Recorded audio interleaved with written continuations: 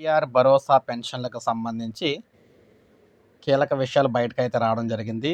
Fire ACB సేవలకు 2, 3 స్థానాలు. So, ముఖ్యంగా ఎన్టీఆర్ భరోసా పెన్షన్లకు సంబంధించి చూద్దాం.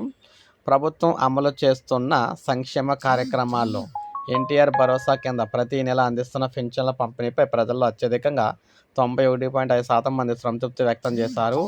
3 నెలలకు సంబంధించి అయితే 3 నెలల క్రితం 90.8%గా ఉంది. కొన్ని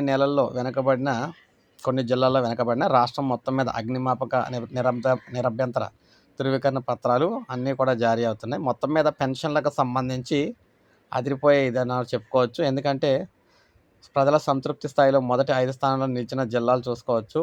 నెల్లూరులోని, విశాఖపట్నంలో, పశ్చిమ గోదావరిలో, తూర్పుగోదావరిలో, పల్నాడు జిల్లాలో పెన్షన్ల పంపిణీ అయితే చాలా బాగుందని చెప్తున్నారన్నమాట. అడుగున ఉన్న జిల్లాలేమో అల్లూరు సీతారామరాజు, అనంతపురం, అన్నమయ్య, సత్యసాయి, మార్కాపురం జిల్లాలో సరిగా పెన్షన్లు అయితే పంపిణీ చేయట్లేదని చెప్తున్నారు. ఏది ఏమైనా మొత్తం మీద పెన్షన్ల పంపిణీ కార్యక్రమం అనేది సక్రమంగానే జరుగుతుందని 90% మంది అయితే అన్నారనమాట. సో, ఇదే విధంగా అయితే కంటిన్యూ చేయాలని కోరుతున్నారు పెన్షన్ తీసుకునే ప్రతి ఒక్కరు కూడా. సో, ఇది మనకు తాజా సమాచారం. ఎన్టీఆర్ భరోసా పెన్షన్లకు సంబంధించిన తాజా అప్డేట్ అనమాట.